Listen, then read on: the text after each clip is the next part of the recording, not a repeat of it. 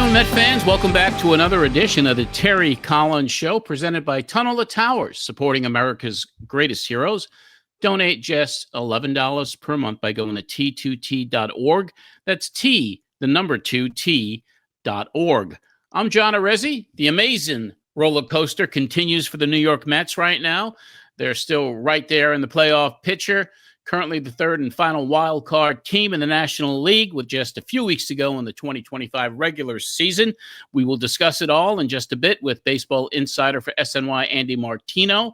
And then later, a great Talkin with TC Rewind with Curtis Granderson, who will be on Team Citi Field in the upcoming Alumni Classic. And we will have another T2T story to share with you featuring Terry Collins. Let's get right to the leadoff and bring on our friend, one of the top baseball insiders in the game, covering both New York teams for SNY.TV and Baseball Night in New York, Andy Martino. Andy, welcome back. Hello, John. How are you? You're not on the ledge. That's what I hear. I'm not on the ledge. I was in New York for a week. I'm heading back next week. And, you know, the reality is, it is what it is. But I can't remember.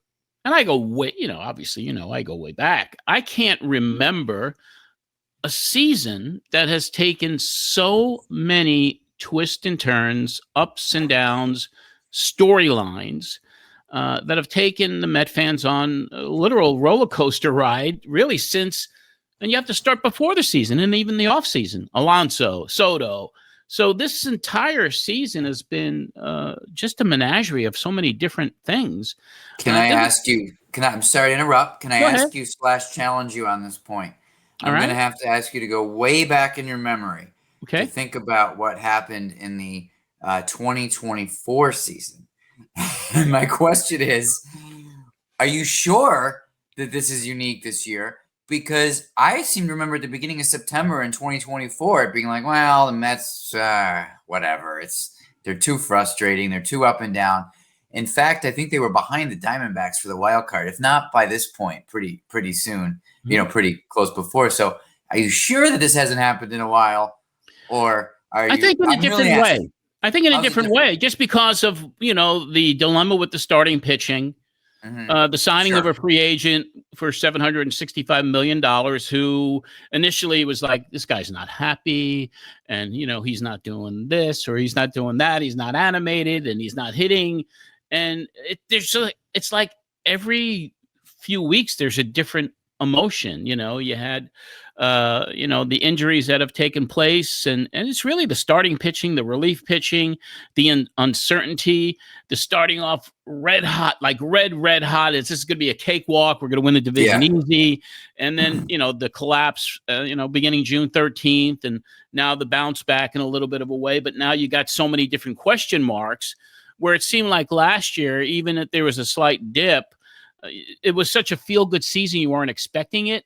Weren't they 11 games under 500 at one point last year? Last season? Yeah, 2024. Yeah, I think. Yeah, right. It was in May. Yeah, it was like towards the end of May, and then they turned it around in June after the call. And so there was once they were up, you felt like it was more of an upward then it was kind of like just a feel-good story. Oh my OMG, all the good stuff, all the good vibes and the chemistry of the team, which just led to some such phenomenal stuff. And of course, at the end of last season, you're like, all right, they're going to be eliminated.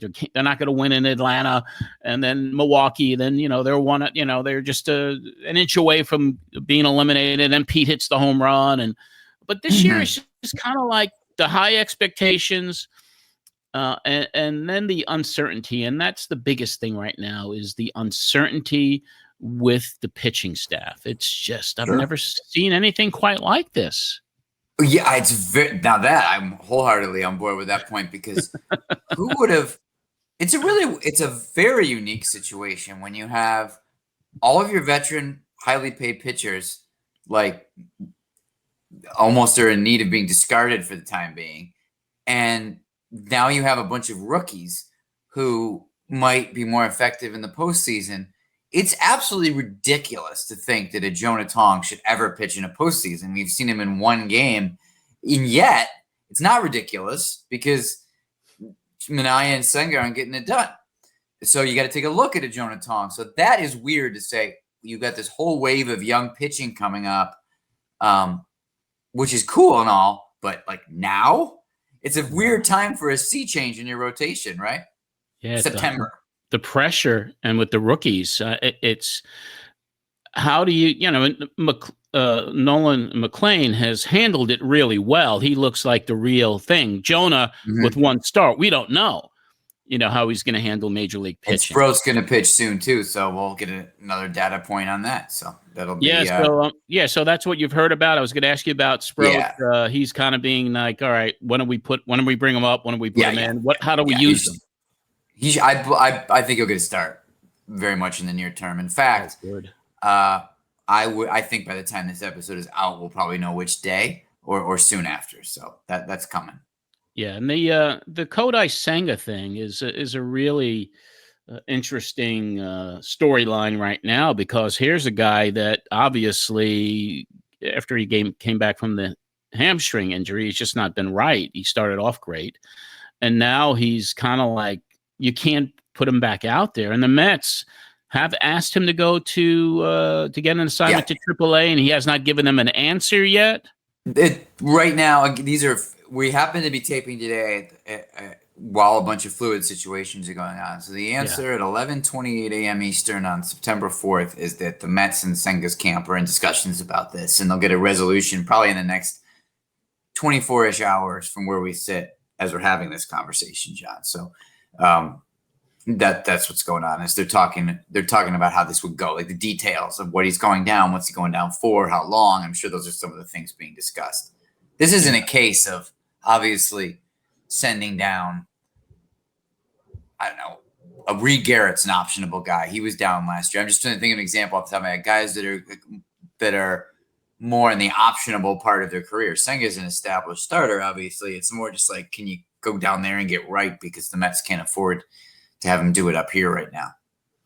No, and he's been pretty transparent. He doesn't know what's going on, and for him to now have the front office saying we need you to spend some time in AAA to get right, if there's not an injury related situation that we don't know about, how could the guy honestly say no to that, to try to fix himself, and knowing that his starts have not been productive, and he may hurt the team if he doesn't try to find out what's wrong with him, and they're paying him a lot of money. So even though he has the right to say, no, I'm not going down there, I think, it would be the right thing for him to say, let me see how, if I could get fixed in the minors, especially with the postseason upon us and just less. Yeah, probably. But I will say I've covered guys in these situations over the years that have declined assignments. And I always try to remind myself and the audience that they fought. That's the right. Their agent and them got that in their contract. They have that right. It's easy for us to say, in a sense, like, if SNY was like, you're covering Binghamton for a while, you need some work on your stuff, I'd be like, I live in New York. So I understand if Senga's feeling like, I'm not saying he is. In fact, I bet you this works out. Yeah. But I do understand that it's his right. I understand that once you're on the big league club, I don't think we realize how much once you're off. You're out of sight, out of mind. So he would be wondering, like, am I coming back? Am I going to pitch in the playoffs? I learned this years ago when Ike Davis was sent to Las Vegas after a couple of years and establishing himself in the big leagues. And I went to Las Vegas to cover that. It was a big story at the time. He was a big name. And when I saw Ike out there, I was kind of saying, oh, you get down here, get right. And he's just like, no, I'm off the team, bro. You don't understand. Like, I'm off the team until I'm not off the team. Like, I'm off. And that doesn't feel good. So that's a hard decision for these guys. Yeah. It's got to be. It's just a fluid situation, as you mentioned, and with the two rookies in there now, I don't know what it would be like to be Carlos Mendoza right now.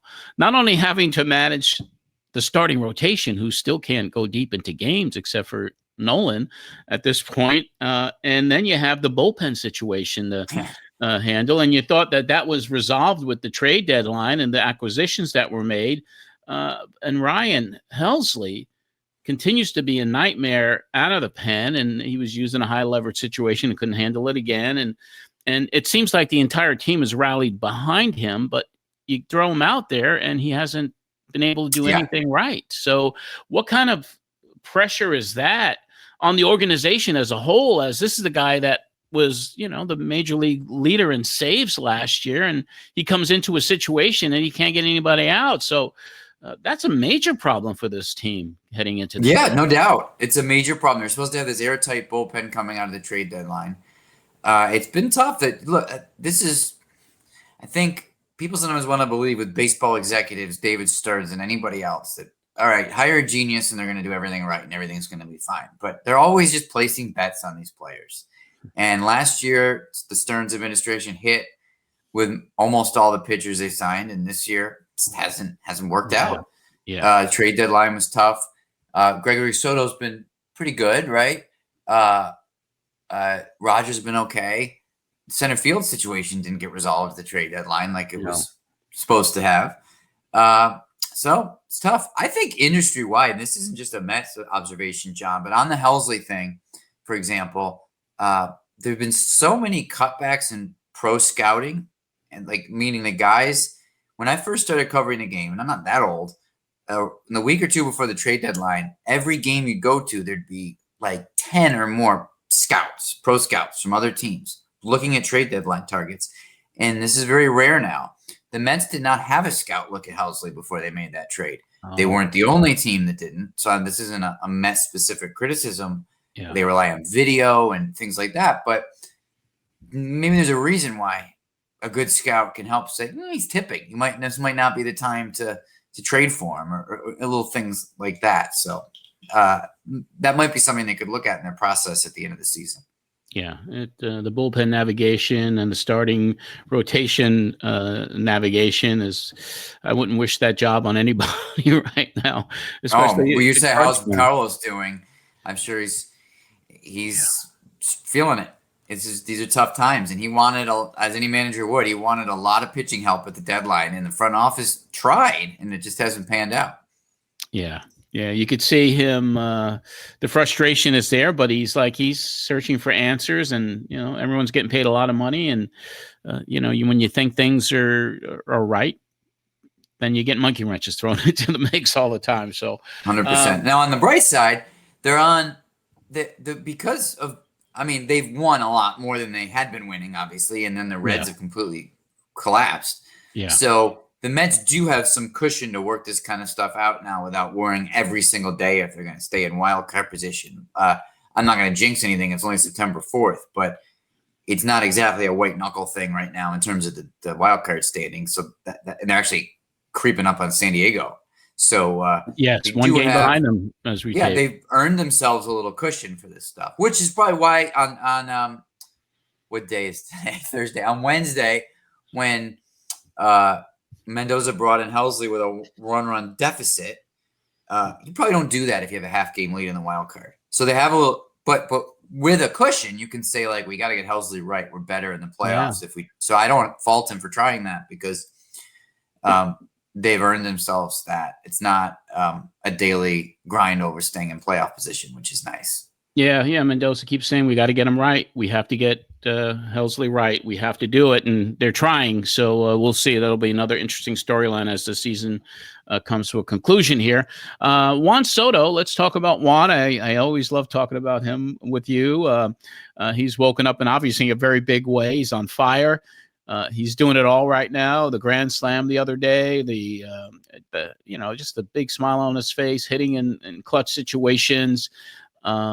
And it's truly so much fun to watch him right now, especially when we're finally seeing, the clutch hitting, the home runs. Yeah. And the numbers alone have just been phenomenal. The fact that he's I guess has snuck into the conversation for MVP at this point of the season. I mean, in terms of finishing second or third, but Shohei Ohtani pitches and hits, right? And at a high level. So that's that.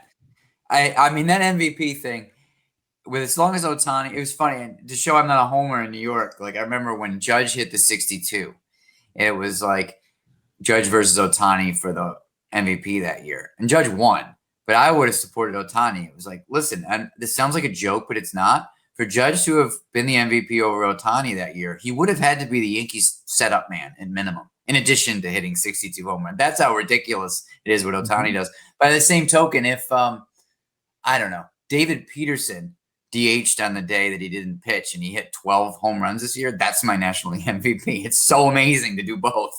So that's the end of that award, as long as Ohtani's doing what he's doing.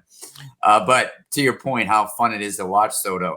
Yeah, he might be the most entertaining player in baseball. I believe so. It's right up there. Like, you know how when Stanton hits a home run, Giancarlo Stanton hits a home run. It's not just a home run, but it's like a freakish laser show thing. Yes. So it's like an extra level of entertainment value. In Soto, it's in the body language, it's in the at-bats, it's in the playing with the pitcher. I don't have to tell you what it is, John. Yeah, it's like every pitch is entertaining, just to see what his facial expression would be like. He's going to toss the ball between his legs to go back to everything that he does. And have you seen him when you've been at Citi Field this year? Have you seen him kind of play around with the fans in right field too? Have you noticed that? Yes. Just where he's going to throw a ball to them at the end of the, where's the inning is going to begin. He's play catch. He's going to throw the ball to them. He's kind of like fakes them out, smiles, and just like everything. Yep. He's just having a good time. And I think it's worth noting that at the beginning of the year, for a while, the Mets coaching staff was wondering, where's the shuffle? Where's this stuff? Where's the theatrical behavior? Soto wasn't doing any of it. He was boring. And so the fact that he's brought it back out is a great indicator that he's settling in. Yeah, the most fascinating part that I've found with him, and when you watch him now stealing bases, and it seems to me that this is kind of the part of the game of this season that he's enjoying more than anything else, is the fact that now he's stealing and he could actually be a 30-30 player and possibly outside shot of maybe 40-40, because he's got 37 home runs now. Yeah, and he's stealing almost every time he's on base. And I'll tell you on that, John, Soto is this is going to sound weird. He's not quite the offensive player he was in 2024 at this point, believe it or not. But he's a better overall baseball player than he was last year. I come from the vantage of having covered both of those seasons of his in New York. And last year, my take was, this is going to sound harsh, but I think you're going to know what I mean. When Soto was a free agent, I said he's a Hall of Fame hitter. He's not a great baseball player. And I believe that's been true in his career. Defense, base running. He was not a good base runner last year. This is a weird one. He was a worse defender at Yankee Stadium in right field than he is at Citi Field. Yankee Stadium is an easier right field to play than Citi Field. Yeah. But Soto's better this year. It makes no sense. I thought after watching him last year, like, oh, geez, this guy is going to be brutal in right field at Citi Field. I didn't think for a while the Mets should sign him. You don't want to commit to a guy that only hits. He can't even play defense. Yeah. This was a fair way to look at Soto coming out of last year. And he's improved these other facets of his game to become a more complete player, for sure. Yeah, just to see some of the throws he's even made from right field, and the base stealing is just kind of. I'm like, wow, is this? This has a lot to do with Anton, doesn't it? At first base, coaching these guys and showing them when to take off and this 100%. Good first base coach, good players executing and working on it, and not to sound like a broken record, but speaking of the scouting thing we were talking about. And this shows how it's league-wide. Teams used to have a position called advanced scout, and their job was to literally watch the opponent next. Like if the Mets advanced scout this weekend would be on the Phillies and say the Phillies do this, that, and the other thing. So watch out for that when the Mets get to Philly. Almost no teams have an advanced scout anymore. And this is one of the reasons why the Mets have gotten away with this stolen base thing all season, because an advanced scout for another team would have put a stop to it months ago. Watch them when they get off first. Have the pitcher step off when Soto's out first, because he's doing this walking lead thing. But they don't have that scouts anymore, so the Mets are taking advantage of that. In a big way, too. Very big way. Getting to some of the injuries, Jesse Winker out for the season, Tyrone Taylor now on the DL, Francisco Alvarez due to come back maybe even as early as this weekend. Can you give us an update on what you've heard on Alvarez? Yeah, he's actually hitting. He's got 0 hands that are operative right now, and yet he's hitting and catching. I think he's 4 for 14 in Syracuse. He hit a grand slam yesterday, I think. Yeah, so he's hitting fine, and as long as he can do that, then he'll give it a go with the Mets. And obviously the fact that he's able to do it in Syracuse is a huge sign that he can swing a bat. So how about that? Yeah. Wow. What do they do when Tyrone comes back and Jose Siri is the one guy? It's like, what are you going to do with him? Who do you move out of that position? He hasn't played all year. At the limited time he's played, he didn't perform very well. So what kind of decisions are upcoming for the Mets when it comes especially to a guy like Siri and then Tyrone is coming back and he's an automatic? Center field's weird right now. It was supposed to be solved a few different times, and it just hasn't quite stuck. I mean, first of all, Ronnie Mauricio is an easy get option right now if you have a roster crunch. So that could take care of that. But more the playing time in center, and as it pertains to a postseason roster too, your best team is with a Siri or Mullins is your primary center fielder performing well, and Taylor is your backup outfielder who's a really winning player in a bench role. You know, Adam Ottavino told me recently that he's never played with a bench player that's as locked in on every pitch when he's not playing than Tyrone Taylor. And that's why he does something smart when he comes off the bench, is because he is like in the game, and his eyes and his mind sitting in that dugout all the time. So he has value that way. However, it's just murky because like Siri hasn't played, so it's tough, but I like that pickup for them. All David Stearns wants out of center field is a guy that is a great defender with some power and some offensive upside. Harrison Bader was the guy last year. Jose Siri was supposed to be Harrison Bader this year. Same profile in a lot of ways. He got hurt, so that got disrupted. Then they traded for Cedric Mullins instead of Bader. They talked to the Yankees a little bit about Trent Grisham. There were other center fielders who were being discussed, and they went with Mullins. And, you know, he hasn't performed really. So it's going to be whoever they think helps them win the best. But unfortunately, there's a bit of a, hey, we got Mullins and the trade deadline gave up something for him. So that's in the conversation too. It would be more convenient if he were just performing. Yeah.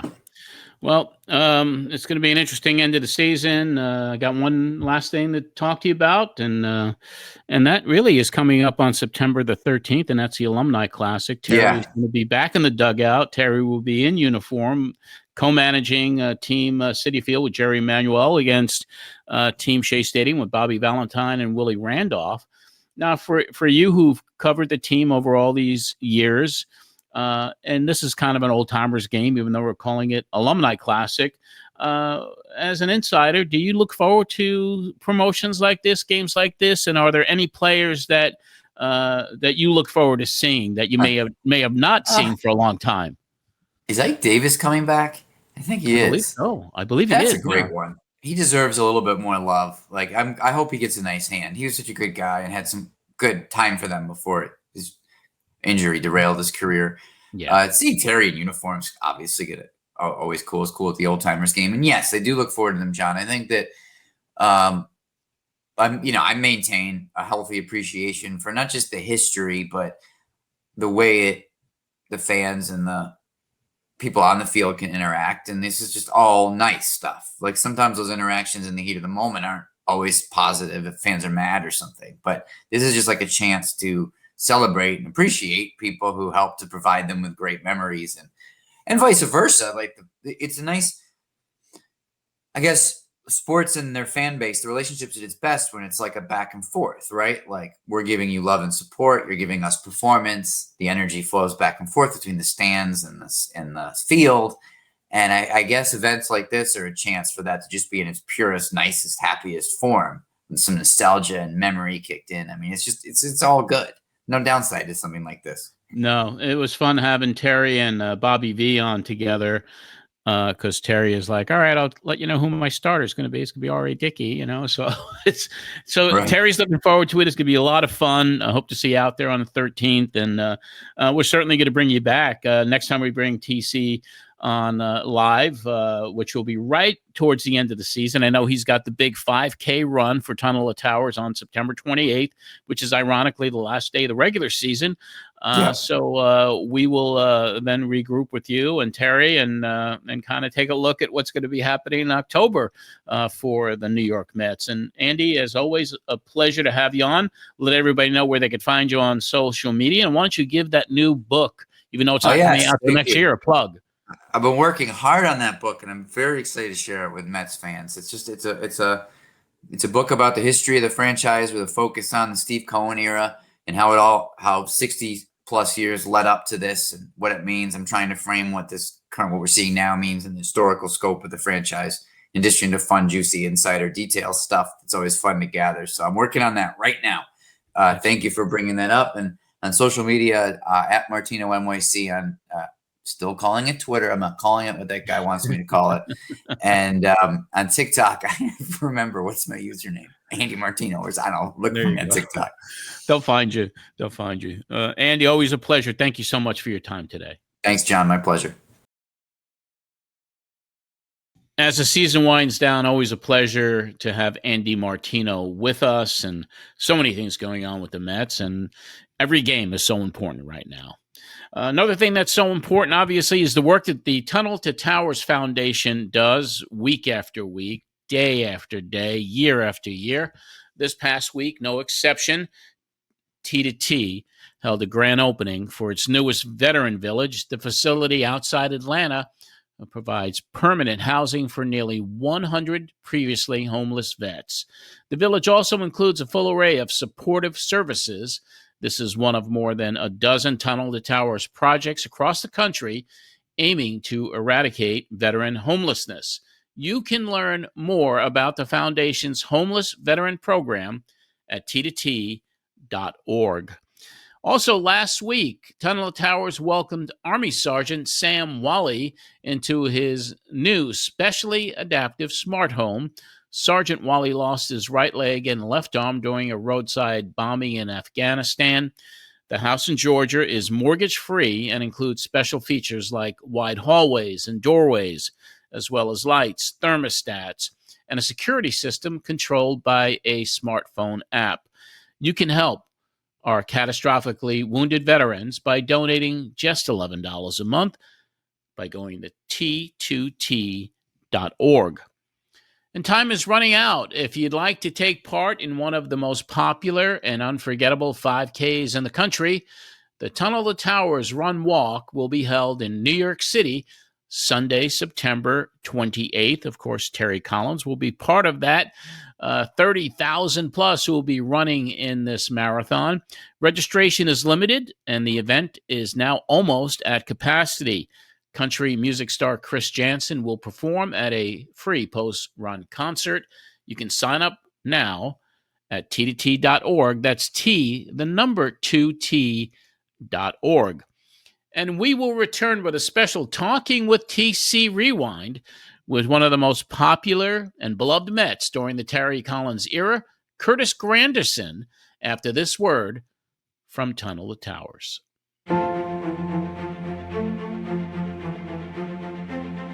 On Memorial Day, the Tunnel to Towers Foundation honored the heroes who have selflessly served our nation. Among those was Army Sergeant Major Daniel Hendricks. During a special pregame ceremony at Citi Field, Hendricks was surprised by a special announcement by the Tunnel to Towers Foundation. Daniel is receiving the keys to his very own mortgage-free smart home. For Sergeant Major Hendricks, the gift of an accessible home is truly life-changing, a powerful reminder of how we can honor those who have given so much for our freedom. Mets fans, let's hear it one more time for Daniel Hendricks. Go t2t.org for more information. Let's go, Mets, and let's help Tunnel to Towers. Today on Talking with TC, our guest is one of the all-time favorites of Met fans. He was a part of the 2015 National League Championship team, where along with Daniel Murphy, was one of the most productive hitters in the lineup in the postseason that year. He played for the Mets from 2014 to 2017. Other stops in his illustrious career were stints with the Detroit Tigers, New York Yankees, Los Angeles Dodgers, Toronto Blue Jays, Milwaukee Brewers, and Miami Marlins. He's a three-time All-Star, a Silver Slugger Award winner, a recipient of the Roberto Clemente Award in 2016, and has been named the Marvin Miller Man of the Year 4 times. He's also worked as a baseball analyst for TBS. His ongoing mission with the Curtis Granderson Foundation has benefited inner city children in Chicago and other cities as well. And he's a board chair for the Baseball Players Alliance. What a resume. It is our pleasure to welcome Curtis Granderson to the Terry Collins Show. Curtis, welcome to Talkin' with TC. Thank you. Thanks for having me. And thanks for that introduction. Well, you deserved it, Curtis. Thanks for coming on today. And, we're just going to have some fun talking about some times. Of course, every time I do these shows, Curtis, or I go out, everybody, they always ask me about, what it was like in 2015. That was all these Mets fans, that's all they can remember pretty much of all the whole time I was with New York. So, I always ask anybody who was on those teams. It can't. Matter of fact, we had Sandy Alderson on the show one time where I asked him. So during 2015, all of a sudden we started making deals. What was, as a player on the team, tell us what was your thought process as we brought in all of a sudden Kelly Johnson and Uribe and the pitching, and then finally Cespedes. I mean, what were you guys thinking in that clubhouse at that time? I think there's two things to it, because when you hear the trade deadline, everyone's expecting, all right, this big name is going to come, but you also don't want to lose pieces, because we have been clicking. We have been playing well. So you get double nickels over there with Kelly Johnson wearing 55 and Juan Uribe and that just rock hard belly of his that could just hit you out but play anywhere. So those two pieces were amazing.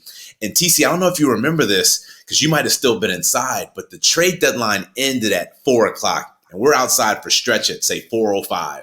Nothing happened. So we're like, all right, let's just walk on the field and get ready to get our stretch done. This is the team we have. This is the team we're going to finish 2015 with. It's solid. Let's go.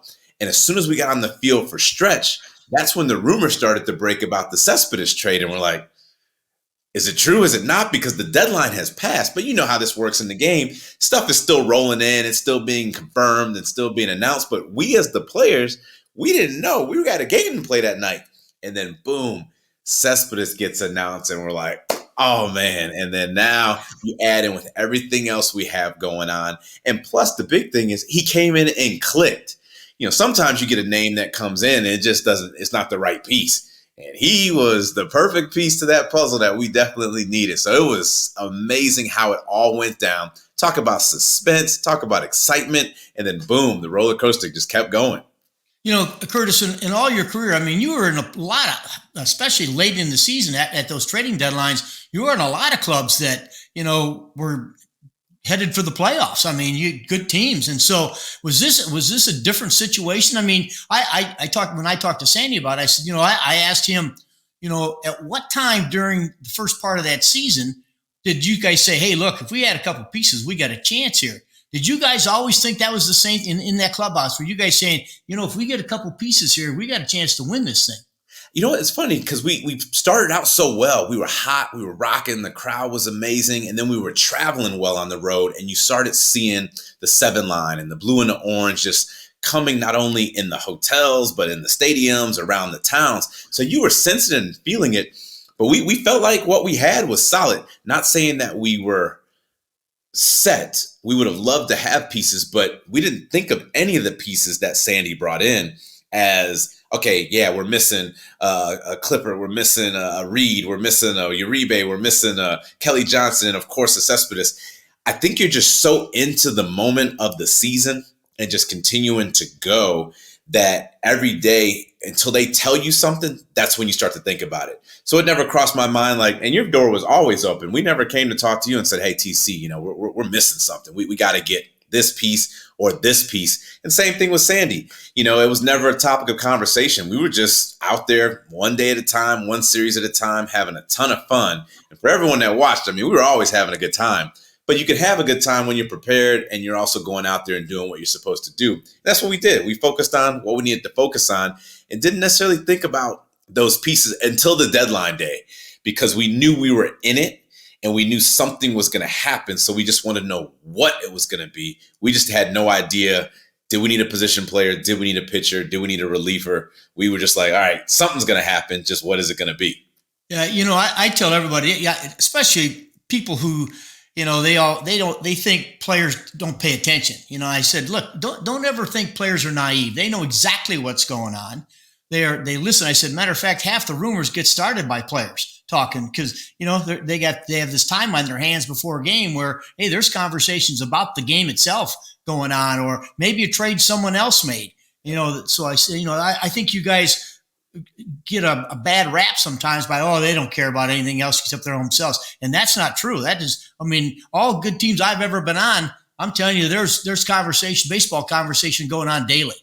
Yeah, we're definitely not in the point where it's not, we don't care. It's just that, our focus is on try to control as much as you can. Because I remember being rumored in a trade early in my career, and it kind of got to me a little bit like, am I going to go? Am I not? And then nothing happened. So I stepped back and said, all right, unless something happens, I'm not going to focus on it too much. I know that those things end up going on throughout the course of the game, and we're seeing and we're watching, especially with players that are represented by agencies that have other players on other teams. So there's conversations that are happening. And now, which is almost 10 years removed from 2015, with social media, with friends and family all on it, anything that pops and your name is associated to it, even if you're not trying to look at it, someone's calling you up. Hey, did you hear this? Is it true? Someone's sending you a text. Someone's sending you a tweet. Someone's sending you a DM. So you try to avoid it, but it's all around you. At least back then, you could kind of not look at the paper. You could turn the TV off and you might be a little bit shielded from it, but it's tough right now. So even if you want to stay away from it, you can't. Yeah, that's very true. Curtis, as I look back on some of the things you did, one of the things that you did that I'm telling you that I look at the special teams today and it happens, you played every day.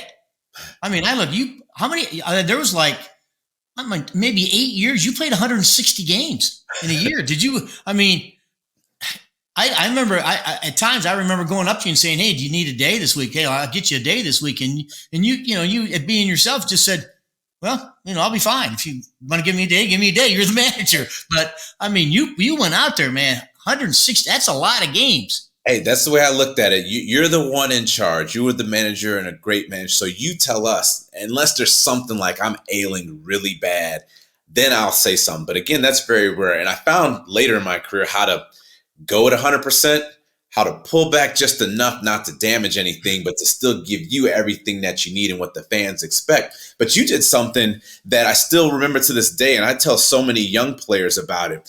I had a little calf or something going on, and you and I were trying to figure out the plan. Hey, do we take a day? Do we take 2 days or 3, whatever the case is going to be? So we missed the first day. And then the second day I said, I think I'm good to go. And you said, no, I'm going to give you one more day. I'd rather you miss one day than me put you out there, you blow out, and now I'm missing you for 2 or 3 weeks. So even those little things, although I played all the time, I knew, okay, I just need to pull back today. And then I can give you another 20 days in a row. But if I keep pushing, I'm not going to make it to the 20. And that was all part of you. So I'm not sure if I ever got a chance to credit you and thank you for that. But I remember us having that conversation. And I tell so many young players about it. Even when you feel great, you might just need one more day. And that one more day can get you through everything. Don't push through it. And then all of a sudden we're missing you for a period of time. And that was the part, and I think the keys that allowed me the opportunity to get to the 160s. I may need a day. I may need just a couple innings. Whatever the case it is, just give me just that, and then I can give you everything else. Curtis, you played all 3 outfield positions. Was there one that you said, boy, this is where I like to play? Or did you just say, hey, I moved you to right field? And you said, I'm going to go play right field. Was it no big deal, or did you say, man, I wish I could back in center field? I know we got you played you in center. Right. It was weird. One spot you really liked more than the others? I started my career when I got drafted in left, and then really learned that and really enjoyed it, then ended up in center, made it to the big leagues in center. And then I think the first time I was officially in right was with the Mets. But I had played right in college, and I think right field is the easiest one to play. So when you put me out there, I was like, yeah, I hadn't been there in a while, but this kind of felt like second nature. So I was good out there. Plus, our dugout was on first base. So it was a little short jog out there. So I like that side of it. But there were times. Curtis, I'm telling you, I've told a lot of people, playing right field and City Field, that place is tough in right field. Yeah. They got that overhang. bump outs and the moving and everything. But the one thing I felt like, especially with Tom Goodwin, he was so good. We got our work in out there. I just knew exactly where I needed to be to help make that as easy as it could be. Of course, still challenging, but we always worked. If I was playing or not playing, I definitely went out there and got my fly balls and ground balls, and I wanted to see the work. And then, especially with the number of right-handed hitters in batting practice, they would always work to right field. So I got a lot of balls out there just to see throughout the course of the game. So that made it comfortable out there. And then as we started to transition to, hey, you're going back to center, there'd be times I'm like, I'm the oldest guy on this team. How come I'm playing center field? There's some fresh legs over here. But I loved it. It was great because I had everything in front of me. And the corner outfielders, no matter who it was, whether it was Cespedes or Conforto or DiBiase or whoever it happened to be, I just had to move them one way or the other. And they listened. So I was like, all right, you move this way, you move this way. Let's blanket this as best as we can, move in, move back. But I gave them respect. So if they saw something, move me. Hey, if I'm too shallow, if I'm too deep, let me know. And I was never going to say, stop talking, even although I'm the oldest one out here. I want to hear whatever information can make me better, and hopefully you respect whatever I'm going to give you to make you better. So I had fun out there. So whichever one you happen to put me into, it was always a good time. But then on the flip, as the career got later, when I went back to left, I felt lost a little bit. It's like, uh-oh. No kidding. I was out there. I was like, I hadn't been here in a little bit. Hit it to me during this time of the game when we're up a lot or down a lot. So hopefully I don't mess this thing up. So I never said that because obviously I couldn't let anybody know. But there were times out there I was like, oh, just please don't hit it to me. Please. I mean, when you went to Miami, were you in left field at that time? Because that's a tough left field. Yeah. So I had to get back out there. And going prior to that, when I was in Toronto, Devon White was key. So I said, hey, I haven't been out and left in a while. He's all right, let's get out there. Let's go out there and let's make this, less of a liability and more of a strength. So that helped me to make it more comfortable because he was great at pushing me out there. Tom Goodwin was great at pushing me out there. And the reason I played center at the level I did was Andy Van Slyke with Detroit. They all just kept pushing in that spot. And I said, let's go. We got to get as good as we can out there. And those three were very key in my career throughout being the outfielder that I was. Wow, I didn't know you had Andy in Detroit. Mm-hmm. He was out there running us crazy out there. He would do drills. They'd have to pull him back and say, hey, we're going to blow out these guys. I mean, he had us running and running and running, but that's how he learned. That's why he was so good. So we did as much of it as we could until the trainer stopped it. But that's why I was able to play center field in Detroit because my scouting report, if anyone finds it, says that I was not fast enough to play center field, especially in Detroit. And that's where I played a majority of my center field. But that was because of Andy Van Slyke. Wow, that's good. I was in Pittsburgh when Andy that just got to the Pirates, and I saw Bill Verdon do that stuff with those guys. I mean, at the end of the day, he ran those guys in the ground going after balls. But again, I forgot about Andy being out there because they all got better. Even Barry got better. Bobby Bonilla got better, all because of those drills they did before. So, and if you remember, like if you had a spring training game and you weren't playing, that was a great day. You just took batting practice, took a couple of fly balls, then you were done. Andy said you wanted to play. You did not want to stay back because if you stayed back, that's when you got crushed. And sure enough, Andy had the same mentality. So I was hoping I was playing. 3-hour bus ride, I didn't care. Let me go on the road. But those days I stayed back, that's what got me better. Wow. So today, Grandy, you watch guys today, I mean, they're very few guys. I mean, I talked last year the Braves had like 4 guys that played 160 games. The Mets, with Lindor and Pete, they play a lot of games. I mean, I'm shocked today that, there's not more guys that play 160 games. I think the training staff is so concerned about these guys due to being overworked that, that they think that's leading to injury. But, you didn't have very many injuries. No, I got hit by pitches, which is something out of my control. So that happened to me twice one year right before I came over to the Mets. But, the time we were there, like I said, I had a little calf thing here. I think I had maybe a little hammy thing, but I was like, I understand what's going on. Let's talk. Let's get a plan. Let's not push through it. But listening to the body, understanding when I needed to hydrate, when I needed to pull back, when I could go full board in the weight room, when I had to pull back.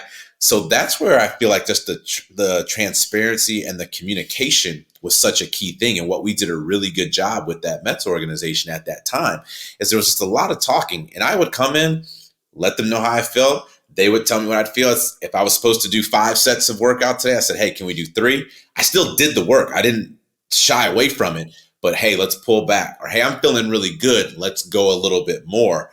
And it was those little things I think that just helped. But you can't just keep going like every day is the first day of spring training, especially when it's June and July and August and you've played 80, 90, 100 games. I can't lift like I was doing on day one. I have to modify it. So that means lower the weights, lower the reps, lower the number of swings, lower the number of ground balls. We get a good off day. We come back from the All-Star break. Now we can start to ramp up and add in. But if you just keep going and going and going, it's like the example they give with the car. I mean, I can keep flooring it, but eventually I'm going to run out of gas, plain and simple. And it's the same thing with the body. You just can't keep pushing it. So I think there's that balance of give and take on wonder how you can keep going and keep coasting, still stay ready. And I think that's one of the challenges. A lot of players don't think they're ready if they don't do everything every day. At this point in time, especially come like October, if I haven't figured it out by now, it's too late, So, I'm not going to get it done today. Yeah. I got to keep going and going all the previous stuff. And if you think about just adding the number of swings, TC, if we're in the cage, I take my rounds off the tee. I take my soft toss. I may hit off the machine. Then we come out for the field and we do our 5 to 6 rounds of batting practice. And I do that every day. By the time we get to June and July, I'm over thousands of swings. It's okay to miss 10. It's okay to miss 20 at this point in time, but I'm still going to get my work in. And you saw it towards the end. Sometimes I would just take BP in the cage. Right. I don't need to come on the field and hit at this point in time. Right. I'm going to take my fly balls, and then I'm going to come off, rest up. And I think those things help me out a lot. Yeah, I always thought, especially a veteran guy, he knows how to keep himself ready and what he needs to do. I mean, especially at the end of summers, you have batting practice because some guys like to take batting practice. Like you didn't. There was a time, I think, I can't remember if it was 15 or 16. Seth for the last month, he just hit inside. He didn't hit on the field anymore. Just hit inside. I think you got to know know yourself a little bit and go from there. And that's why they have veteran leadership in the clubhouse. It helps some of these young guys because all they they want to work and work and work. So they're showing everybody, hey, look, I'm working hard so I can keep playing. When you're right, and once in a while you got to back off a little bit. It's okay. Rest is part of the success, right? We strength, we eat, we train, we do all that stuff, but rest is also one of those big key components. So adding that side to it is okay. And Cespedes is one of the best. He worked all the time, but when it was time for him to rest, he rested with the best of them. I mean, remember that game that we had where he did the pinch hit home run? I think he was on the massage table when you were asking him to come into the game. I tell that story all the time. He had to put he didn't even have his uniform on anymore. he had his gym shorts. He had his gym shorts and I said Pat Russler, and I said, get Sess ready. And he came back out. He goes, he's in his gym shorts and t-shirt. I said, and he walks up and hits a homer. I mean, that was him. They announced his name. Remember, he's taping his wrist still. And it's like, what are we going to do here? He hasn't even swung the bat yet today. Then he comes up and boom, hits the home run. The crowd goes nuts. It's crazy. But he had been putting miles and miles prior to. So this isn't, hey, I haven't done this every day. I've been putting my work in. Today is one of those days where, hey, I'm not in the lineup. I'm going to take the game flowed and shifted where all of a sudden we needed him, but he's ready. The car has been running. The engine has been on. So that's why he was able to come in and do that stuff. And that's the part where people miss. Like, oh, he doesn't do work. He's doing the work. Just because you don't always see it all the time doesn't mean that he's not doing the work. Right. And he worked. I mean, he's probably the last true 5-tool player that I have seen in person. When he'd run into run, he was the fastest individual I saw. The best arm. His BP power was amazing. I mean, he was going third deck at Citi Field. Hit for average, and he has a gold glove. So he was able to put it all together, but that's because of the work. He was my throwing partner. That's why we were able to throw so well, because I was throwing with Cespedes. That's how my arm improved a little bit, because I hadn't had a solid throwing partner in a while. So to get Cespedes back there was great for me. That's cool. So, John, I know you got some Curtis Granderson questions you want to ask. Yes, thanks, Terry. Appreciate it very much. Curtis, the Mets signed you to a 4-year free agent contract prior to the 2014 season, following your 4 years with the Yankees. What was it like for you to play for both New York teams? Compare the similarities and the differences between the Mets and the Yankee fans. My one regret is I wish I would have bought something in New York. If I'd have known I'd have been there for 8 years, I would have had some real estate, but I didn't know I was going to be there that long. Even with the Yankees, I was there with 3 years left on my deal and a team option, which they then picked up. Then I become a free agent, and you just never know what free agency is going to unfold. Had no idea that the Mets would be in the mix until free agency happened. And then it was in the mix, and I met with Sandy, and everything started to move real quick, and boom, now I'm with the Mets. And ironically, as soon as I sign and I come do my physical at HSS, because I stayed near there, I stayed at 72nd and York, I left my physical, ran to my old apartment and asked if it was available for the next year, and started the process of signing my lease for the next year. And that's just how everything was so conveniently located. So from that side of it, was so cool. From the Yankee fan base, I was there for the final four, or the big four wrapping up their careers with Jeter and Pettit and Posada and Rivera. So the treatment that we received just traveling nationwide was so cool, and going in Toronto, because people wanted to see them for their last games and for their last hurrahs. They had been there for all those championships. So that side of it was just so unique and so awesome to see. Now you fast forward and come over to the Mets. And again, kind of like what we just talked about, I didn't play in Shea Stadium. I never played there throughout the course of my career. And the only time I played the Mets was once in 2007. They came to the Tigers in interleague play, and then during the Subway Series with the Yankees. So we focused on that series, and then we were on to the AL East or the AL Central. So I didn't know much about the Mets prior to. So as we get in, and 14 was, an average season. I think we finished 500, got a slow start, finished hot at the end, but wasn't enough to do anything. Then 15 happens, and we start rolling, and then all of a sudden this energy came like something I had never seen. Like, it was just loud. It was intense. The fans were on the road. They were taking over the road cities. I mean, you'd see just blue and orange around the hotel, around the restaurants. I was like, this is intense. It's insane, but it's awesome at the same time. So from that side of it, it started to mirror what I had seen from the Yankees, just traveling fan bases that wanted to be there to support, that were loud and proud to let you know that they were a Yankee or a Mets fan.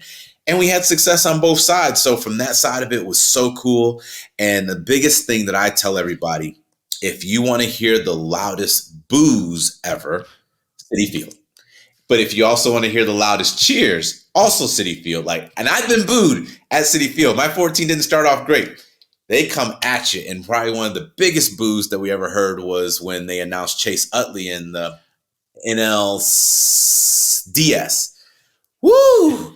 That was intense. And if you remember, TC, they did the player introductions, and they showed, I think it was Kershaw, and then it was Jimmy Rollins, and then they put the camera on Chase Utley, and they kept it on him. And they didn't move. You got to move the camera. You got to get it off of them. And then we played into it. We had Ruben Tejada come out there with the cane and limp out there. All that stuff was just crazy to see firsthand. But on that side of it, they rocked when the place was great. But when they were ready to boo, they came down with the hammer on you over there with Citi Field. And I think that's what makes it so exciting on both places. Yeah, I was at that playoff series in New York, and they left that graphic, they left that shot of Utley up a really, really long time, Yes, and he got an earful for sure. That was very, very exciting. But this question's for both of you. Curtis, when you came to the Mets, obviously Terry Collins was going to be your skipper, and Terry, you were getting a leader, you were getting an amazing player to be part of your team. Curtis, first to you, then to Terry. What did Terry Collins mean to you as skipper of the Mets? And give us your best Terry Collins story. And then, Terry, please respond with your memories of Curtis Granderson and what your reaction was when the Mets signed him. Curtis first. So my first time meeting Terry was at the winter meetings. We were up in a suite in Orlando. So I come in there, and there's a few other individuals finally getting a chance to meet, excited. And then we go out there. do the press conference, and then we leave. So I don't see TC until spring training, just the way the flow of the offseason goes. So we get to spring training, and he's coming up to you and talking to you and asking, okay, what do you want to do for spring training? What do you want for your bats? What do you want for your games? How many innings do you want? So on and so on. So we're just having those conversations, which I enjoy. I mean, I take it for granted, but a lot of times people just don't talk throughout the baseball world for whatever reason. But he was always talking, and even as games would unfold, I would start to move down in the locker or in the dugout and just be closer towards, all the coaching staff and kind of joke with them a little bit, talk with them, hear what they're talking about and seeing as the flow of the game's going on, and then come back. And then two funny stories with TC. The first one is when we get Tebow. So Tebow comes and joins us, and TC comes to me and goes, look, if there is a ball between the two of you, do not run into him because you are not going to win. And Tebow was just shredded. I mean, he was just such a solid specimen. So I took that lesson for sure. I was not running into TC. No. And then the second thing, you mentioned in the bio, the fact that we had a solid postseason. So there were all these rumors about TC throwing amazing batting practice to Barry Bonds, and he would get Barry going. So we win the NLCS, and we have a gap before the World Series, and TC goes, I'm going to come out and throw BP. I've never seen TC throw. TC comes out, and he's throwing 80 miles an hour. He is firing that thing in there. But it was as close to game-like scenario, and it locked me in. I was ready. That's why I had a good World Series for that. I mean, guys were stepping out of the cage like, nope, I'm not breaking my bats. I'm not doing that. TC was humping and throwing that thing up there, but it was great, and I see why Barry was able to do. I mean, it was strikes, it was velocity, it was intense, and I don't know how much BP Terry had been throwing all season long, but he was in shape in October and ready to go. Well, I didn't throw as much as I wanted to throw. I can tell you that, because we had so many coaches, and in New York, you have so much other responsibilities. You have so much media you got to take 2 minutes for. But yeah, I'll tell you, Barry, I threw for about 4 years in a row. I threw all the batting practice Barry Bonds had. If he hit, I threw it. So we used to hit. Matter of fact, we had big bets and everything else. But yeah, I used to love to throw it. But I think about Curtis. When we got the trade, obviously I'm from Michigan, so I mean I'd heard all the Curtis Granderson stories from the guys with the Tigers because I was a Tiger fan, so I couldn't wait, and I knew what he brought to the team, and of course we weren't Yankee Stadium anymore. We didn't have that little short right field fence that they did in Yankee Stadium. But you know what? He never changed. He never got out of his game. He just kept doing what he did best, but his presence in the locker room. You don't hear a lot about the kind of leadership he is, but I'm going to tell you something. Without Curtis Granderson in 2015, Lucas Duda would not have been the player he was in 2015. You kept him. You got him, Curtis. You took him from this introverted guy to fun-loving guy with a big smile on his face every day. And I'm thinking, what? And then I started finding out you were taping him and you were following him around. What was that about, that whole thing? But I'm telling you, that's the kind of stuff, John, when, people think leaders, they give speeches and stuff. That's not always true. He just took this guy and made this guy just a better person to be around. It was a tremendous job with that. You got to tell me about that story. I just wanted to have fun over there, but also know that we can work first and then, of course, still enjoy. It doesn't always have to be 100% serious. So I don't know if you all did it strategically or not, but my locker was next to Duda's. So once my locker was next to his, and I always tried to gravitate towards other left-handed bats. So I think Duda even asked me something about swinging left-handed, and that's how it started. So there was the spring training, we're talking, and then all of a sudden the season rolls, and Instagram had become this huge thing. And everyone's like, Duda, you got to get on social media. He's like, I don't want any part of it. Like, okay, we'll make a social media page for you, Duda. We follow Lucas Duda, and we're going to just hound him and get pictures and get videos and get all these crazy things about him. And he hated everything about it, but I think secretly he loved it because he knew he didn't have to do it and he could just go out there and do it. So not only I mean, we had the kitchen staff, we had the trainers, we had everybody in was just trying to snap that photo. It was like we were the paparazzi trying to get him, but he went off. And I would just constantly keep messing with him. So we're in Dodger Stadium during the NLCS, and he's taking batting practice, and he hits a ball that goes to the top of the bleachers, and it breaks one of the signs, one of their billboard signs. Mind you, this is the middle of a playoff game. TC, I don't even know if you knew this happened. I run inside, I go to the office and get some Dodger letterhead, and I write up on it, say, hey, this is Dodgers ownership. You know, that sign cost us $5,000. We're going to cut it straight from Mets payroll. And I put it on his chair. Now, this is game 4, or no, this might have been game 5. We go to Dodger Stadium for game 5, right? That's how I wanted to keep it going. Like, the game is going to be pressure enough. How do we loosen it up? So I put that on his chair.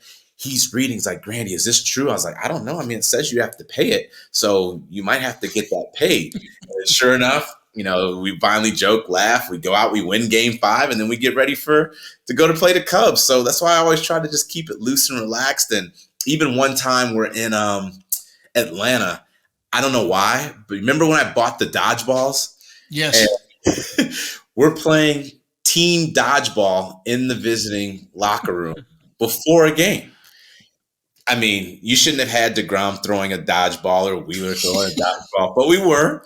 And we're hitting guys. Guys are diving over couches and chairs.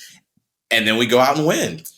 But I always wanted to keep the element of having the game fun, because it still is the same game that we started playing when we were little. There's just a lot more people watch us now, and the field's just a little bit bigger, but it still should be fun. And that was the way that I tried my best to lead. And I think a lot of guys were receptive to it. I would say they were, yeah. Absolutely. That's great stories there. Well, what a beloved team that is and always will be. And next year is going to be 10 years already, so time flies, I tell you. Curtis, you made it to the World Series with the Tigers and the Mets. What was it like to be a young player in 2006 in comparison to that veteran player who played for the Mets in the 2015 Fall Classic? And give us your favorite memory or moment of that 2015 season. Well, you know, in 2006, you know, I'm excited just to make the team. I have another young, just all-star who's amazing that he's still playing right now, Justin Verlander. He makes the team with me that year. So we're the young presence on that team, but we have just veteran stars, Kenny Rogers, Maglio Ordonez, Pudge Rodriguez, Dimitri Young, and just they take you underneath their wing and just show you how to go about doing it. But you also watch. Okay, they're good for a reason. Let me see why they're so good. And you're getting a chance to watch. And they were receptive. Like, they didn't haze us. They didn't do anything crazy. I think that had just started to shift at that time, which was great. So we were able just to fit in, be ourselves, and enjoy. And we literally were a team with the 2006 Tigers, to the point where in 2007, the year after, we lose like the last week of the season, get eliminated from playoff competition in Chicago. So I was like, all right, you know, we're done, but obviously we're still going to finish up the season strong. So let's enjoy ourselves this evening. Now, mind you, when you have a team like that, the young players kind of do their thing. The veteran players do their thing. We all went out together that evening, had dinner, had a good time. And I remember Kenny Rogers coming up to me afterwards, goes, I had no idea where the hotel was. I'm trying to make it back to the hotel. It's 4 a.m. I don't remember where the hotel is. So he made it back. He wasn't pitching. But I say that because you very rarely get teams that are like that. Fast forward to 2015, we had that again. We had that team that we ate together. We hung out together. We did all these amazing things, from the dodgeball to chasing after Duda in the clubhouse, on the field. And when it was time to go to this different city, we did stuff. So, for example, we're in Chicago. I host a camp here at UIC, University of Illinois Chicago, my alma mater. I invite the players to come out to the camp. I'm not expecting everybody to say yes. The players, the coaching staff, the trainers all came to support my camp. That's the type of team that we had in 2015 as well, which was very similar to the team and the chemistry we had in 2006, which was big keys to why I think we were so successful. That team literally became an entire team from top to bottom, whether you were a rookie like I was in 06, or you were a veteran like I was in 2015. Everybody had an important role and everybody was respected. Thank you. One more, and then I'll throw it back to Terry. You've been a leader on and off the field throughout your career. SNY's Andy Martino reported that prior to the 2022 season, Buck Showalter wanted you to be his bench coach, which you declined at the time. Can you see a time when you might want to put the uniform back on as a coach or a manager in the MLB? The answer clear is right now, as I talk to you, is an absolute no. And I'm going to explain why. And it's actually because of Terry. This isn't a bad thing, but it happened with Terry and Dick Scott and Ricky Bonas. We're in Atlanta.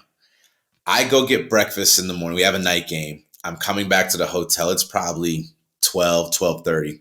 I'm getting in the hotel. TC and the rest of the staff are dressed just like you see now. They have their polos on. They're ready to go to the ballpark. So I see them. I ask, are you going to get something to eat? They go, no, we're going to the ballpark. I get nervous. I thought the game time got bumped up. I said, the game's at 7, right? They said, yeah, but we got to go. We got meetings. We got to lift. We got to do our reports. We got to do all this stuff. I said, right now? They go, yeah, this is what time we go. Then you fast forward, the game doesn't end until 11:30, and the last bus is an hour after that. So they're at the ballpark from 12:30 to 12:30 every day. And at that moment, I said, there's no way I can do that. That is way too long of a day. But I have such a great deal of respect for all the coaches and the managers I've ever had, because that's the type of stuff that they do. And they're just constantly there getting notes, getting prepared, getting the team situated, getting everybody just situated across the board, that it just takes time. And I'm like, I don't know if I can dedicate that much time.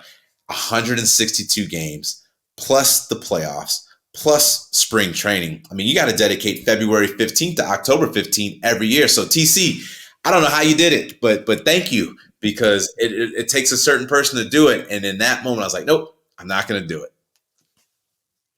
Thank you. Back to you, TC. Well, Curtis, you brought up, you talked about, dedication and things you do. I want to talk about your off the field things that you do, because it is off the charts. And I don't know how many people know about some of these things. I mean, I went to the camp that you had. But John, he didn't bring up the fact that he also, you still have the cupcake? I still got the cake balls, yeah. So oh my God, he'd bring oh wow, they good. We'd go to Chicago and he'd bring these cake balls in, and if you weren't one of the first 6-7 guys, you may not get one. They went so fast. But I want to know how the academy's going. Are you still running that in Chicago? I mean, can you tell the fans of what that consists of? Because it is an amazing feat that you do. So at UIC, I helped build the stadium in 2014. And part of that, I wanted to be able to give the opportunity for the community of Chicagoland area, boys and girls, kids ages 8 to 18, an opportunity to practice, play, and train all year long. That includes outdoors and indoors. Because as you know, Chicago has very similar weather to New York. When you get to those winter months, you got to be inside. But the way the game has gone, training year round has become more of just a regular type of thing that you have to have if you can afford to have indoor space. So with Chicago Baseball and Educational Academy, also called CBEA, we are one of 3 indoor facilities in Chicago that offers up the space for everybody. We have Major League Infield on the inside, so it's where I practice and train in the off season. Players like Jason Kipnis, TJ McFarland, Luke Gregerson, just to name a few, would also train there in the off season. But it's the only one that offers us up for free to those kids in the community. So we have that going on. And plus, when the weather is great in the summertime, we get them outside. And I argue we have the best view in all of baseball, because you have the Chicago skyline in our outfield right there. So we do those great things with CBEA. It's been going on now since 2016. So we're coming up on 10 years for that. And we're still moving and grooving. We actually have a Major League Wiffle Ball series going on July 27th. So proceeds from that are going to help benefit CBEA as well. So bring out the crazy moving, sliding, and grooving balls and all that good stuff, and have a little event tied to that as well. So Curtis, do you still help the kids with school? There's educational stuff that when they come in? Yeah, so the Curtis Granderson Foundation still gets involved with that. We've taken a couple shifts on a few of those things. So when we initially started it, I started the foundation in 2007 in Detroit, where the high school graduation rate was only at 50%. Both of my parents taught in the Chicago public school system. My sister currently and still teaches at the university level. And at the time, I was one of a handful of Major League Baseball players with a college degree. So we really focused a lot on education to get things going. We then added fighting childhood obesity with Michelle Obama's Let's Move campaign. So we got you active, we got you focused, but then we also realized those two are connected. But if you aren't properly nutritioned and have a meal and you're food insecure, meaning you don't know where your next meal is coming from, forget focusing in the classroom, forget moving around and staying active. So we've shifted a lot of it to fighting food insecurity, but all of it ties back into together, again, just trying to help you be the best you that you can be by making sure you're properly nutritioned, that you continue to stay active, and of course, education is an option for you. So Curtis, tell me about the Baseball Alliance, their Major League Alliance. I know you were the president. Are you still the president of that? And yes. So how did that get started? Who started that? So I serve as the board chair for the Players Alliance, which was started in 2020. 3 players, Dee Gordon, Cameron Maben, and Edwin Jackson were the 3 founding members of that. Edwin Jackson still serves as a founding board member, and then CeCe Sabathia serves as our vice chair. So we started that in 2020. All about trying to take things that we had heard from the previous generations that we've had conversations about how do we provide more opportunities for black ball players in this game. So players like Dave Winfield, Willie Horton, Mookie Wilson, just to name a few, we had these conversations. We just couldn't collectively come together consistently because life was happening. Baseball was going on. Families were happening. People were in the playoffs. People weren't in the playoffs. But in 2020, everybody was sitting home. Everybody figured out how to do video chats like we're doing right now. So we were able to get everybody collectively together and bridge that gap and say, all right, let's push forward and keep this thing going. With partnership with Major League Baseball Players Association and Major League Baseball, we now have some things in place where we're going out to different communities across the U.S. where we know Black participation is there, but also areas of poverty, because poverty doesn't see color. So there's white individuals, there's Asian, there's Latino, there's Black, there's brown, there's everybody that is hoping that they can have an opportunity to play, but financially they're struggling. They don't have uniforms, they don't have fields, they don't have enough for coaches, they don't have enough to go to showcases, and we can come in and try to provide ways to be able to help in a number of different ways there. So truly excited for that. And we also do, during MLB All-Star, we do our Game Changers event where we honor and give flowers to those that help pave the way for us in that major league city. So with the Texas Rangers, we honored Gary Matthews Jr., Fergie Jenkins, Prince Fielder from his time with the Rangers, Darren Oliver, Mark McLemore, Tony Beasley, and Marcus Semien, just to name a few. So it's just great that, we get a chance to show the players from before, the legends, the Hall of Famers, those veterans. I'm now in that recently retired area. The current players, the all-stars, the ones that your kids and your grandkids are looking up to, and that next generation of player coming up. And that's what we're really trying to focus on, is that pipeline of talent and accessibility, just to continue to keep you in the game for as long as you want to be in it. Well, I will tell you, Curtis, that is an absolutely tremendous thing you're doing from your education camp to your grandkids to the Alliance. I mean, what you're giving back to people who are less fortunate than yourself is absolutely amazing, and that's what makes it such an honor to know you and to be around you, to see this. And John, that's one of the reasons why he can't get back into managing and coaching. He's being pulled in so many different directions right now. He doesn't know. It's probably hard for him every morning. He probably has to get up and look at that schedule of what I've got in today's. But he's the best, and I really appreciate it. And so, John, I know you've got some questions from some fans, so we'll go to those. All right. Thank you, Terry. And Curtis, it's been a pleasure. We do have some questions from the fans. Some of them have been answered, like our question from Jack Forrest from Instagram. I'm so pumped for this episode. I love Curtis. Can you ask Curtis about the Instagram account he made for Lucas Duda? That was hilarious. So we kind of covered that one. Yep. But anything else you want to expound on lightening Lucas Duda up? And did he eventually get to enjoy that Instagram account? I don't know if he ever enjoyed it. I think he was happy. Remember when we traded Duda to the Rays, we actually traded the account as well. Did you really? So we traded the account to Sergio Romo. And after that point, we kind of lost it a little bit. I still had access to it for a little bit, but I tried to log in and my logins don't work. So I got to see if I can get back to it somehow. And I ran into Duda actually in Florida, West Palm Beach, actually, about 2 years ago. But he's doing well. He's out in California. He's going back to school. So he's doing a lot of great things as well. But, it's just one of those friendships and bonds that was formed before the We Follow Lucas Duda page and still after, because he could have hated me for that. And I know he didn't love it, but we're still cool to this point. Very cool. We do have a final question here from the fans. It comes from our X account. Starshot9 asks, how big of a WWE fan are you, and did you ever attend WrestleMania? So very big, not as big now because I don't get a chance to watch it all the time like I used to. But I was very big. My grandmother got me big into WWF at the time because when my grandmother would come to visit, my dad would record the pay-per-views and then my grandma would babysit me. So we'd pop in that VHS of SummerSlam or Royal Rumble or WrestleMania, and I would sit in front with my pillow and pretend to practice all the moves while she sat back and watched me. And that was her way of babysitting. And that's how it just became. So wrestlers like Junkyard Dog and Coco Beware and Rowdy Piper and Hogan and Macho Man and Andre the Giant, that was my introduction to it early on. Then I was a part of the Attitude Era. So, getting a chance to see the Monday Night Wars of Nitro versus Raw. So huge into that, into college side. And then pro baseball, unfortunately, because of the scheduling, we're playing Monday night. We're playing Sundays on pay-per-views and so on. But I did get a chance to attend WrestleMania in Detroit.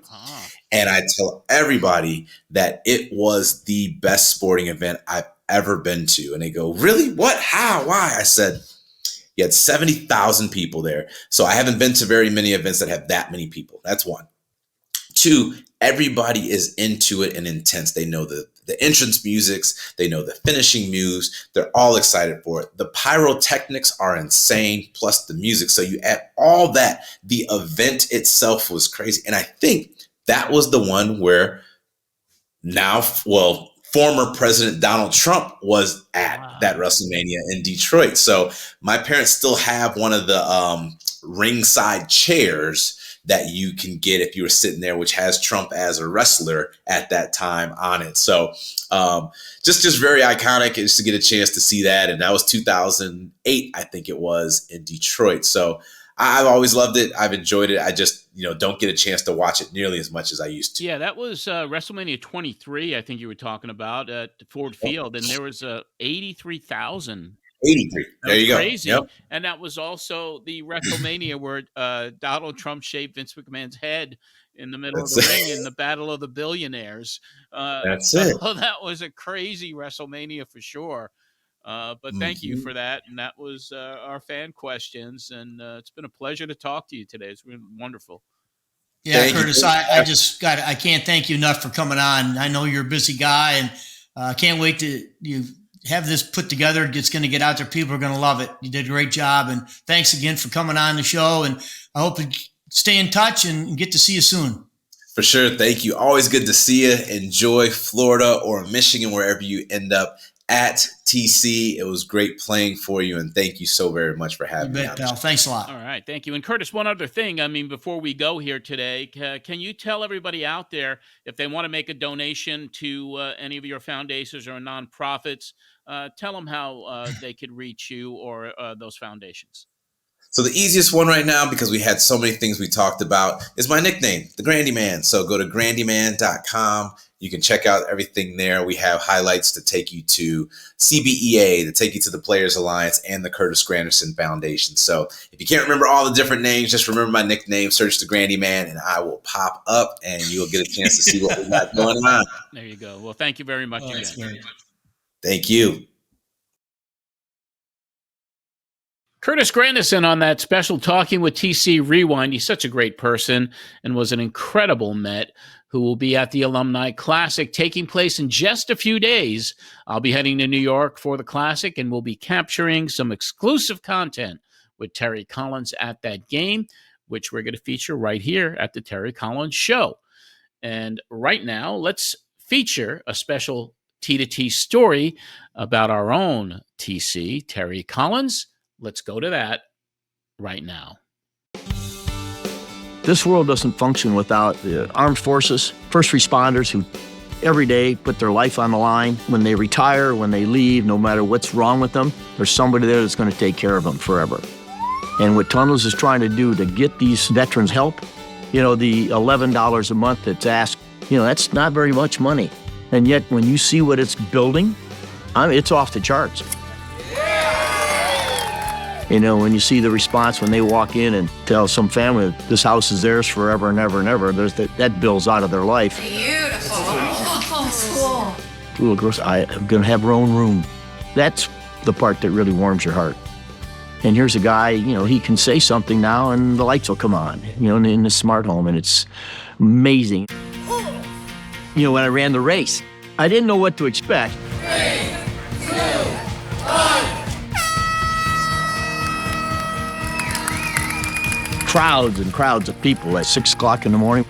The people that ran the race, they loved it. They loved every second of it.